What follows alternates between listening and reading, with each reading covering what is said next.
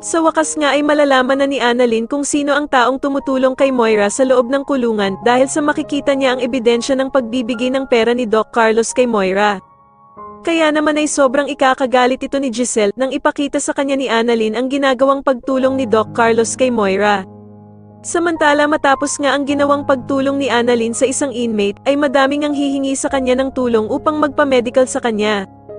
Kaya naman ay hindi nga matitiis ni Annalyn na tulungan sila at dito nga ay magkakaroon ng medical mission ng Apex Hospital sa pangunguna ni Doktora Annalyn.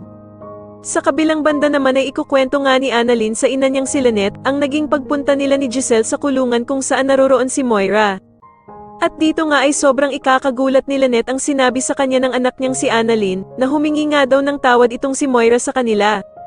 Kakabahan namang maigi si Doc Carlos nang ikwento ni Annalyn ang sinabi ni Moira tungkol sa kasabwat nito dahil sa titignan nga siya ng masama ni Annalyn. Samantala ay saktong ang magiging pasyente ni Annalyn ang anak ni Madam Lotes na si Carla na nalalapit na nga niyang maoperahan. Sasabihin naman sa kanya ni Carla na gustong-gusto na nga daw niyang makita ang kanyang ina at masamahan siya nito sa gagawing pag-opera sa kanya, subalit hindi naman ito maaari dahil sa nakakulong nga daw ito. Kaya naman sa sobrang pagkaawa ni Annalyn kay Carla ay gagawa nga siya ng paraan para makapag-usap ang mag-ina. Sa kabilang banda naman ay ikukwento nga ni Lynette kila Aling Susan at Diyosa na duda nga daw siya sa sinasabi ni Annalyn sa kanya ng pagbabagong buhay ni Moira. Sasabihin naman ni Aling Susan na baka nga daw gumagawa lang ng paraan itong si Moira para makapaghiganti kay Lynette at dito nga ay si Annalyn daw ang ipapahamak nito.